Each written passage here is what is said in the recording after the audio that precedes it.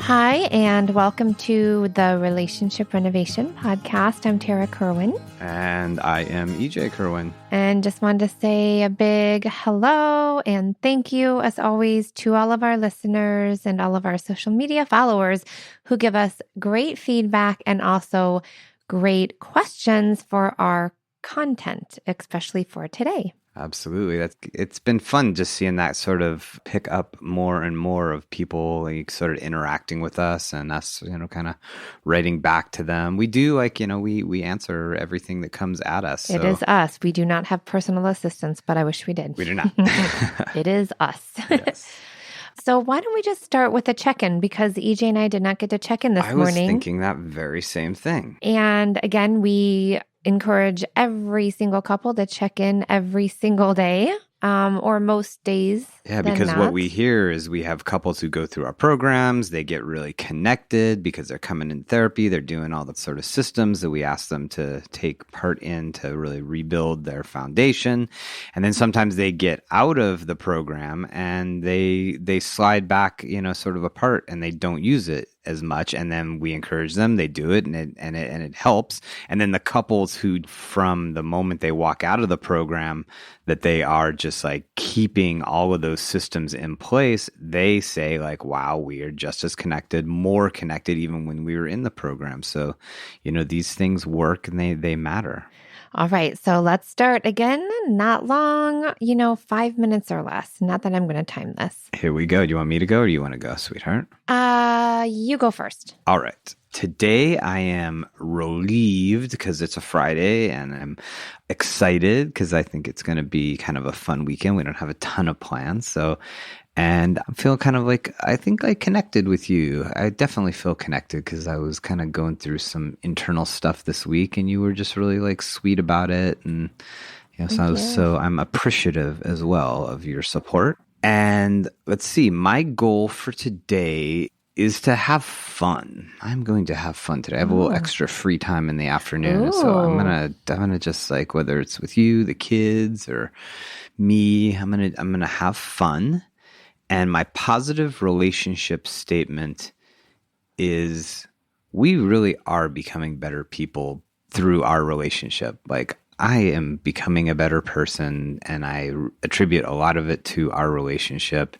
And I see you becoming a better person every day too. And that's like, that's great. And we're walking the walk, not just talking the talk as far as that goes. That's important. Yeah. Thank you. I really appreciate your check-in. Thank you. So today I'm feeling excited for Friday. I'm feeling grateful for all of the support staff we have here, and for our business, and for just the positive feedback we get from the work we do with couples and individuals and families. I feel, what's another feeling I'm feeling? Sometimes it takes me a minute to really, I'm feeling hopeful that more balance is coming into my life. My intention for today is I'm going to try to be playful. I'm going to copy you. No way. Yeah, that's the one thing I kind of lost a little bit. I try to be a little playful today. Just going to use some accents today. My kids hate my accents. I'm going to use it where I can. And then I'm going to do a positive self-statement. Oh, go for it. Okay. That's quite all right. I have healthy boundaries. You definitely do. And that's something you're working on. You're doing a great job with that. Thank you. All right. So this is something that's near and dear and close to our heart, our topic today. What did you name it? Because it's around blended family and stepkids. Blended families. I think it just cuts right to the issue. I mean, I think maybe we should start off by what the challenges we normally see when we're working with an individual or a couple that has a blended family. Do you like that idea? Yeah, this is fascinating too. I just got to throw this out because this is not a small group of people, and I got some statistics, and just in the US, 1 in every 3 Americans is either a step parent or a stepchild. I did not know that. Which means that there's over 100 million people have been a part of a blended family. And a blended family, is a family that's kind of not your, I'm doing little quotes, like traditional nuclear family, Right. Where one parent, one child is not a biological child, within the family. And it is, 1 in 3. It makes sense, right? Because we're talking 50% divorce rate Right. over the last 50, 60 years. That statistic has been going on. So a third of the people out there are coming from blended families. And it is not the easiest thing to do to blend a family successfully. Is that accurate, Tara? I would say that is very accurate, especially if you don't know the challenges that could arise and then how to get through those challenges, because there's definitely a way. We had to find our way through many difficult moments, but a lot of people, again, they just start to feel powerless in that role or that situation. And so we are here to help today. So I think, should we just get into the challenges we see? Well, I think it's going to be important that there's going to be a lot of, at least in our relationship, we have the ability as clinicians, but also as individuals, to talk about from two different perspectives. That's true. Hello. Is that in our family, Tara and I have 2 biological children together, our twins. And they are 8 years they're old. 8 years old as of recording. And we have 2 boys who I am their biological father, and Tara is their stepmom, or as she prefers to be called, B-mom. I do. Stepmom's got a bad rep from Cinderella. Bonus mom. So we have that different perspective, which I think is going to be valuable of what it's like to be on both sides. Absolutely. Both sides have their challenges. I know. And how many times have I said, I wish you knew what it was like in my shoes? And we've worked with a lot of families who have biological children together, and then each of them has a child they brought in where both of them know what it's like to be step parents. I think it's a little more common that there's only one person that's a step parent. It's more common, you're saying? Yeah, I think it's slightly. Over the years, I think we've seen more of that balance. That's true. Which does create problems because there is that thing, like you said, of you wish I knew what it was like to feel the way you feel.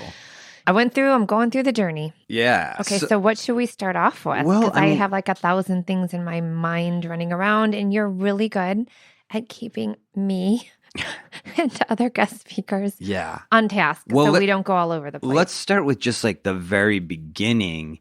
Do you think, Tara, that people go into blending a family with their eyes open, that they sort of are proactive most times? Oh, that's a tough one. I feel like people go in with really great intentions and so excited to have found this person and they're going to be a new kind of family system. I think that is true.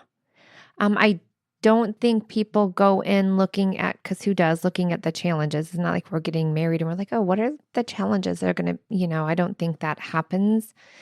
No, I don't think so. I think they're intentionally excited about it. Yes. And oh, we're going to make this work because we love each other so much and I love the kids and the kids are great and da. Yeah, and I think like many things when we're going into a relationship, there might be warning signs that this is going to be problematic, but we're just like, we'll figure it out because we love each other. Yeah. I definitely think that's the way we went into it personally, was wow, we love each other. We're having a great time. I love the boys. The boys are totally We had them fun. 50% of the time. So I was like, yeah, this is totally easy. Yeah. We didn't live together. We had our little date nights when the boys were with their mom. Yeah, we moved in together right before we got engaged, and we just have a ball together. I bought them bunk beds for our other room. Yeah, it was super excited. It was were fun. Excited about it. So when for us, when with other couples, do you see it starts getting complicated, and why? Well, for me, and if you relate, then let us know. But it was boundaries with the ex. Yeah, that's a big That thing. was for me the biggest thing. So then I would get confused, what's my role? Why does this keep happening? It was very confusing because I felt like I didn't really know what my role is. So I'm supposed to financially support them, but I'm not supposed to be any kind of role with their education. Like it was very frustrating. And I felt like boundaries, again, with the ex-partner was really blurry. And so it just looked very different in the two households for me. And I think what contributes to that is that oftentimes there are dynamics between the partner who's in relationship with the step, right, and their ex that are pre-existing prior to their relationship, right? Prior to we got together, there were already dynamics, and there was already sort of like agreements maybe that had been made verbally and non-verbally that you weren't in on, right? Probably. Yeah. Like shrugging my shoulders now because I don't even know what those were. Well, and I think like that's one of the hard things is that I don't think sometimes the biological parent, this is like complicated language wise, right? Like the person that was in my place, I don't think like we even knew. Like I think there were times where you would be frustrated with me, like, well, what's the agreement here? Like, why is this happening? And I'd be like, I don't know. It was just like I had been used to, even though we got together pretty close, the kids were young, I had been sort of used to maybe not bringing you in on decisions that you really needed to be in on those decisions, right? Yes. But my hands are tied too because I'm not a biological parent, right? And I only have limited say. That's actually true. Yeah. I mean, I have say with you and I can share with you how I'm feeling like now. Yeah. Before I was just really angry and upset that we didn't have clearer boundaries and that it felt very messy, and then we get pregnant with twins. So then I'm like, okay, we're going from 0 to 4 kids. Got it. Cool. Okay. This is happening. And then I think it even became more confusing with the biological children with us and then the stepkids because I didn't ever want our kids to feel discrepancies between, like I love them more or, hey, like schools are really important to me. And so like, I'm going to give you the best education, but my hands are tied with my stepkids' education because I don't really have a say in that. And it was really confusing. Yeah. I was like, how do I try to balance my love for all of them? Yet I have total control in my decisions with my biological children about sports they want to be in, about schools they go to, about learning the alphabet, so many things. I felt like, yes, I have power in a good way, you guys, good way. Versus I felt completely powerless in my role as a step parent around what I know my values are important, which is, again, education and being a part of team sports, following through with activities. Like I just have a lot of values around parenting that I didn't even know happened until I had my own kids, which was, again, fairly soon after we got married because we got pregnant on our honeymoon. And so, again, for me, it was just like fast track, like, oh, like, yeah, that's really important. That's really important. And yeah, I think one of the things that caused us problems, and I see this a lot in the couples we work with as well, is that the step parent feels like a lack of agency, a lack of control in influencing the stepchild or finance stuff or time, like all of those negotiations, right? Mm-hmm. You feel extremely powerless. But then also the split parent has a level of feeling powerless as well because they are most often, not all the time, because sometimes there's really, really good relationships between divorced parents. But I would say most of the time it's at least strained. And so I'm in a situation where, I'm battling for things and I don't get to ultimately, I don't have like 100% veto and approve power with decisions. Right. And so I'm feeling a little powerless as well. But yet I do have more power than you. And that was like a big disconnect because you'd be like, I have no power. And I'd be like, well, I feel like I don't have power.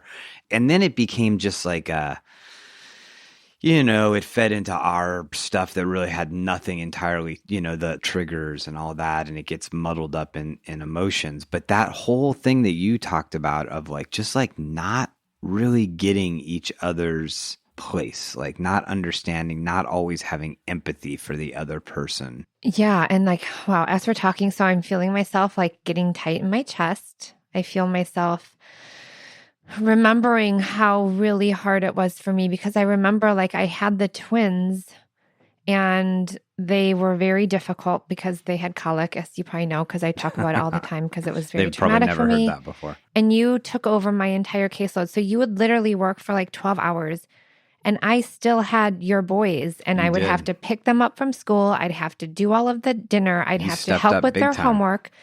Yet I had no choices in where they could go to school or what sports they could play, like nothing. And I felt like I literally felt like I was a babysitter. Like I'm like doing all of these things and I'll never forget. I'm like, we're going to be super healthy and I'm making them like amazing healthy smoothies in the morning and trying to, and like no one's drinking them because they're super, your boys are boys. They were super picky about food and they'd only eat a few things. And I'm like, I am trying to be, I remember just like that powerless feeling was so unconscious for me, but like a smoothie, them not drinking a smoothie would make me into tears because I'm like, here I am trying so hard to have some kind of power in some situation and I can't even do it there. Yeah. Like, oh my gosh. Wow. Just again, you guys, it's really hard. I mean, we are so much better now. We were going to tell you how we got there, but it took us a few years. So yeah, and I saw you and I've seen other couples where like the step parent like vacillates between this like you would be like amazing. You would be like picking them all up and having your Bee Mom Mondays and taking them for French fries and vanilla ice cream and then take them to the park. And so you would be like this like super duper mom, bee mom. And then there would be moments where you were just like, enough. I know where my boundaries are. These are not my kids. So I have to just like back off. And so it was like this, I saw this inner conflict in you of like wanting to just, because I will say, I've been very, very lucky. You've always loved our boys. Loved the boys. You've always loved them. And I've been resentful of the situation, but I love those boys. Yes. But here's what happens. When you feel powerless and you start to get resentful, I would definitely have negative feelings towards the boys, right? I would be like, I just want to give up. They don't care anyway. I have no power anyway. Like, let him just not follow through with that sports. Let him not read a book a week. Let him continue to like get bad grades or not focus. Like, I don't care anymore. And then I'd be like, oh God, no, that's not who I am. Like, I want them to read all of the most amazing books and I want to be able to help them focus and I want to keep their backpacks organized. So it was like this, like, I know what's important to me and I know that they have a totally different life 50% of the time. And it just felt like I couldn't be the parent I wanted to be for them. And how do I balance that? And when I was feeling powerless, I would just go from like amazing bee mom to like, screw this. I am done. How many times did I say, I am done. I just don't care anymore that you and your ex, you guys have whatever. And then I would cry and I'm like, that's not the kind of relationship I want with the boys. I just want to be the special person in their life. But what does it mean if I'm like, really like encouraging my twins to do all of these things and be in all these things? And I'm, again, see, It's still like, wow. Yeah. And then, what it caused between the two of us and what we see with couples is it causes just all this tension because there's also this vacillation, right? Where a lot of couples that have blended families have like this 50-50 thing where like, 3 days they're with us, 4 days they're away, 4 days they're with us, 3 days away. So there's this constant fluctuation too of your household, like always changing. And that's also, I think, really hard, that there's no, like, there is a flow within it, but there is like this, like, really herky-jerky way you go about life, like in our house where there's 4 kids. There's 2 kids. There's 6 of us, then there's 4 of us. There's 6 of us, then there's 4 of us. Yeah. And, like, I had to also get over, we had a big thing where, like, I would kind of go down in the dumps a little bit when the boys would leave. Mm-hmm. And that would be really triggering for you because it would feel like I didn't want to be just with The twins, which I totally did, you know. And what I had to learn was that time with just the four of us had to be really special too. And I think I've really embraced that. And now, but that was really important to you. I don't know if you told me that or not, but I got it. Was like that time when it's just the four of us was really important that I showed up in a certain way. Oh, yeah. And I've had to like even, because the boys, my stepsons, they're always at their mom's for Christmas Eve. So every Christmas morning since the twins were born, we have to wait like 4 hours in the morning before I think it feels like 4 hours. The twins are up and we have to wait around for you to go get the boys for Christmas. And I remember in the beginning, now I'm totally fine with it. But I remember in the beginning, like, this isn't fair. I want my twins to be able to open up their gifts right when they wake up. Yeah. Again, this is when I was feeling powerless, right? Like, don't judge me as a bad step parent. I'm not. I had those uncomfortable feelings though, and I'm not. And I'm just going to be honest here because it's true. Like, because I felt like financially responsible for them. And that I would pick them up from schools and I'd do their homework with them. And that's really, that was my job. Feed them, pay for what they need, and sit down and make sure they have their homework done. And also have a business.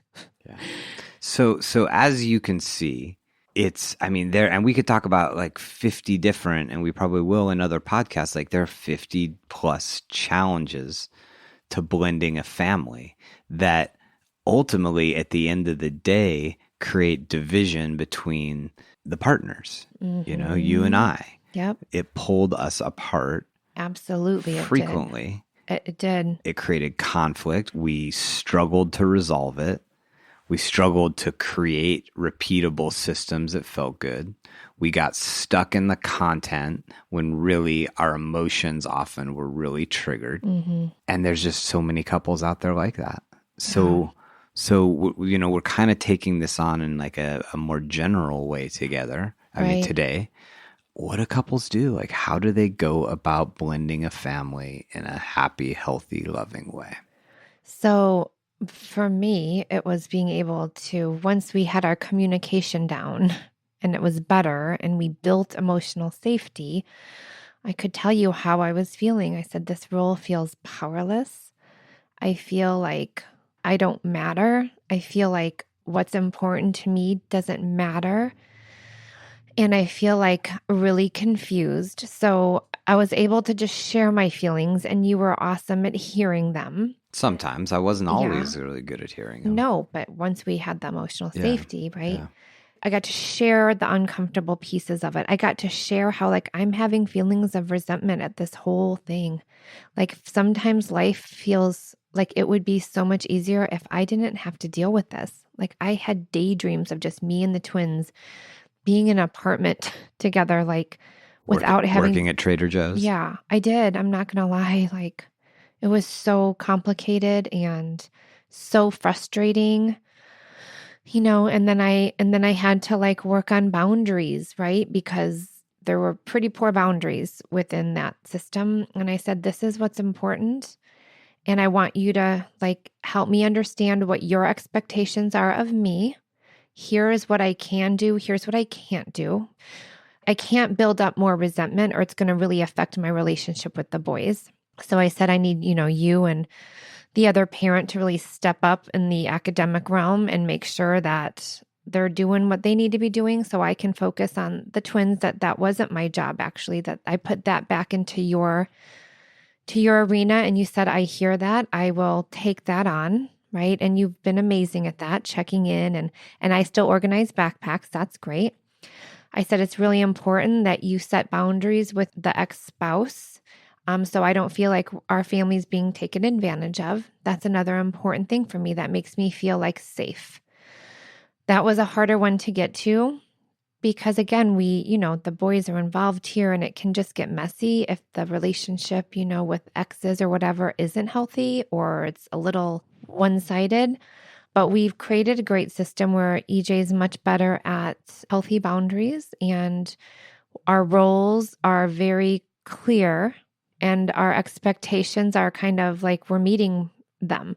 My expectations of you to like, hey, You got to let me know when we have the boys extra, like a couple weeks in advance. Don't just spring it on me. Like that's hard for me, right? Having 4 kids, which is still amazing, it's different. So I got to know like right away, like if there's a whatever. You've been great with that. Ish. I'm laughing because I just sprung one on her the other day. Yeah. But we keep working through it. And again, it's because we have the emotional safety now to talk about it. So I'm going to ask you the same thing. But for me, again, just to kind of summarize, I had to let you know all the uncomfortable feelings because if I didn't, it would get out sideways to the boys. I never wanted to do that because when I feel out of control, I want to externalize it. I want to be like, you can't wear that to school. I can't believe your backpack's so disorganized.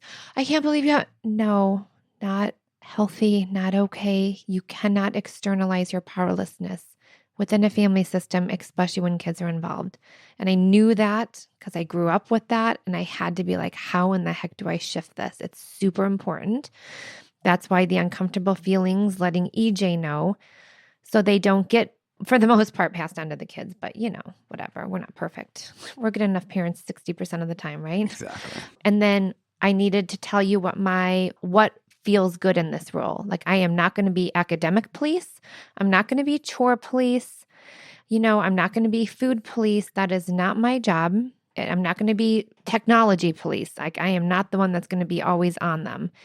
That I needed your help in kind of balancing that out. So it wasn't just me and your role to take over in the education piece. And then the boundaries, like how do we create healthy boundaries so we can have a healthy blended family? And boundaries are hard because for people to set them, you have to start to feel really confident that like your needs are okay, your feelings are okay, and it's okay to ask for what you need.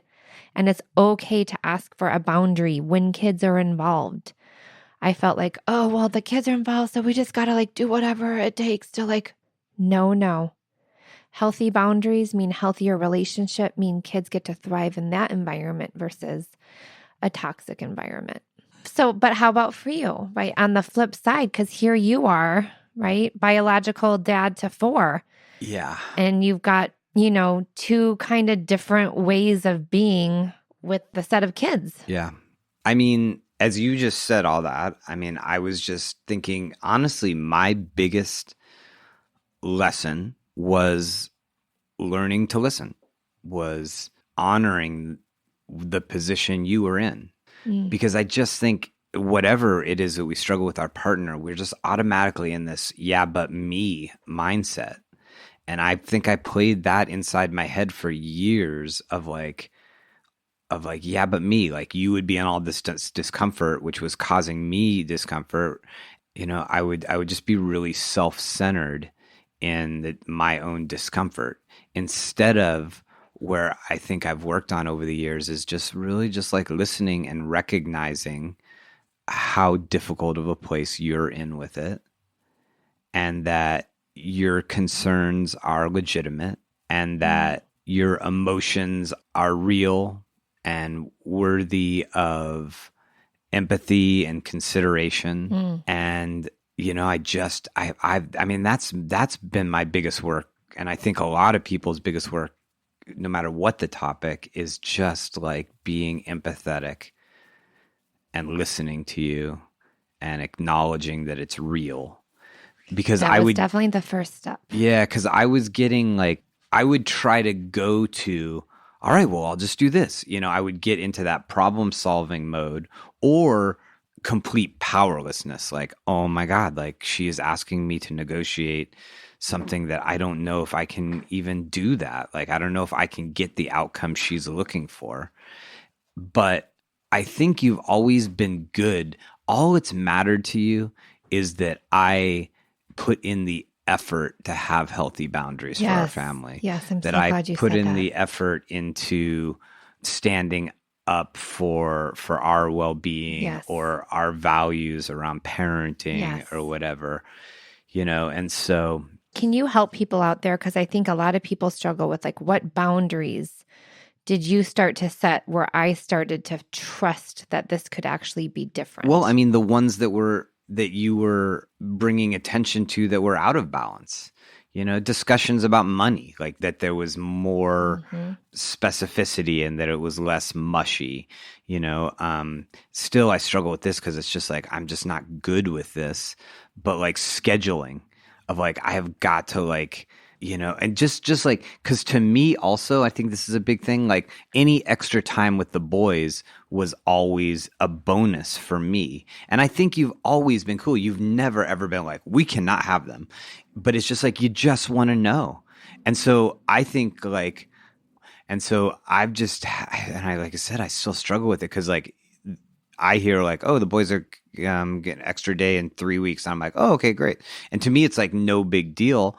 But it's a big deal to you, and just like recognizing that right away of like, I got to tell Tara that, or I got to check in with her and make sure it's okay, And so if I listen to you, hearkening back to the front, is like if I get good at listening to you, understanding your discomfort, and then hearing your requests, for the most part, I think in most relationships, the requests are relatively reasonable, right? They're reasonable, but like you were willing to take action and set boundaries. I think a lot of people might have a hard time with that. You know what I mean? Like, because sometimes people don't even know what that looks like or what that means, or they've never had boundaries before. They're scared to set them because of like an ex, or there's a toxic relationship. Like, can you speak to that a little?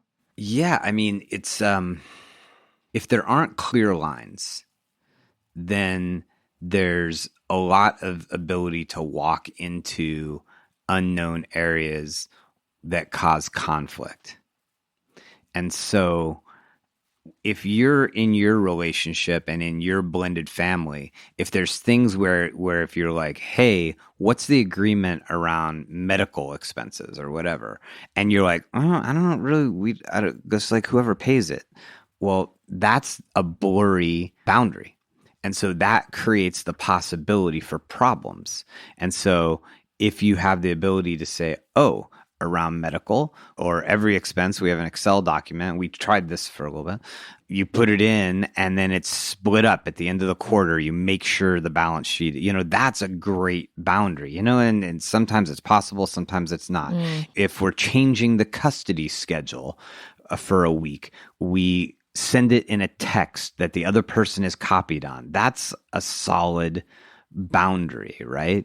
If it's about cell phone use, like, hey, here's the rules at our house. What are the rules at your house? They don't necessarily have to be the same, but I've expressed what our boundaries are around cell phone use at our house. It, again, is a clear boundary, right? Yeah, so it's we only have control what happens at our house. It's just specificity, right? It's like the willingness to be specific about certain things and have your partner know that you're being specific about those type of things. If there's a change in custody, it has to be told to us within 2 weeks. Otherwise, it's really hard for us just to react to it. Those boundaries help people feel safe. They also just feel like, oh, we have agreements. Yeah. And that harkens back to our episode with Dr. Stan Tatkin, is like agreements preserve a happy, healthy relationship. Yeah. We know what the agreement is. If we know what the agreement is, it's agreed.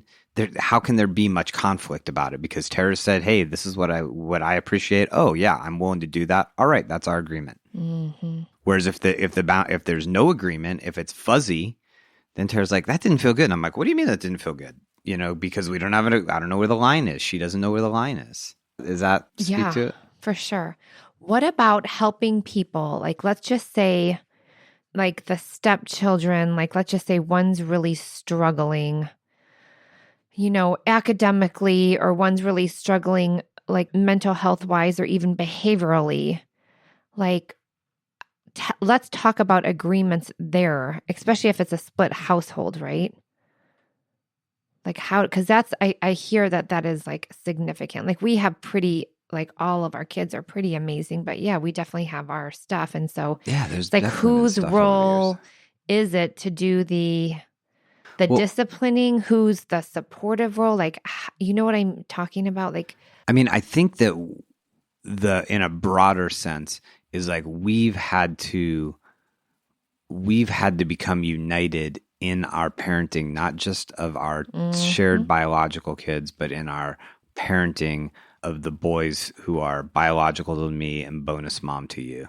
You and I have had to talk about like, okay, like what is the role? What are our values as parents? And then how do we express them to the kids and to the ex? How do we try to do that? And so at the very, very least, you and I are connected, that we're not, that you don't feel like consistent for I'm the kids. against you or that I'm not in That you don't have consistency my with back. you. Yeah. Yes. Absolutely. It's the consistency piece is huge because I don't ever want our 4 kiddos to be like, why are the twins treated differently than us? Even if they only get to have 50% of the time with us, like I want them to feel like, hey, we have same rules apply to everybody. And if you're not willing to do those rules, like here are the consequences for everybody. Like I just, and there's always going to be a discrepancy, I think. And I think at the end of the day, there are times where you need to go and get some help. I mean, I think there are some times where you need a professional because, we also had the background of like, even if you were telling me something difficult, right? I had the background of knowing like if I was in a therapy session and like I was hearing myself, I might say like, wow, some of your boundaries aren't great. And so I have that like understanding of what healthy boundaries are and what my own resistance is to them and blah, blah, blah. But I think there's just a lot of couples when you're not from the same background as us where you don't know that and you need to go into somebody and somebody that's impartial just be able to help the two of you talk about the difficult thing, about understand what the sort of like dysregulations within your system are. That you guys can work on, how to talk about it in a healthy way, what emotions are coming up, I want to add one more thing really quickly because it's super important. So Ija and I have very different parenting strategies. Are we totally in a collaborative way now? We absolutely, but like I came from an environment where there was zero structure. I could basically do whatever I wanted to do since I was like probably 6 years old. Never had anyone do homework, never had anyone. Actually, my mom encouraged me to quit school when I was in high school because it wasn't important to her. And so I had no structure. So when I had the twins, I was like, oh my gosh, structure is going to be so important. And like for you, yeah, a little more, a little. And so you're like more relaxed around it. And that created this significant anxiety for me. I'm like, we can't let our kids be on the screen for like more than an hour because then they're going to become depressed. And you were like, hey, like that doesn't feel good. Like I don't want to be on them. Like they're kind of trying to have their own autonomy. And oh my, so we had to talk about that and be like, they're both okay. You came from a totally different background than I did. I really need structure. I need structure and I need family time, a lot of it. You're different. You need less structure and you're okay with kind of kiddos roaming free at times. And so we blended that. Free range children. We blended that and it works great now because he knows where I come from and how it's, a part of my being raised without structure. And I know that for EJ, like he does what he does because of how his childhood was. And so Well, I think we kind of like dipped our toes in on this subject and it's a big one. Obviously we both have like, we're in it, we're still figuring it out. Always. But I think we did a good job of just sort of in a broad sense saying like, hey, it's really difficult. There's certain dynamics, especially around boundaries, that you need to find a way to find some clarification and really communicate in healthy ways so you can have good boundaries for your family. And just the idea also that like it's a work in progress and sometimes you need a little extra help. Yeah. And just let us know, like, hey, if we didn't touch on something today that you struggle with in your blended family or as a step parent, reach out to us. We'll circle back. Circle back. We want to know always. Yeah. Okay. And thank you, thank you so much as always for listening. It's always wonderful. Please, do us the favor of passing us on to people. Tell people about our podcast. That's how we get the word out. Please, review us, give us those 5 stars. Yay. We have a few programs out now. We have have relationship renovation at home. It's available. There's always a link in our show notes to that program. It's a great way for you and your partner to connect more deeply and have sort of a systematic way and learn some of the systems that we've put together for couples.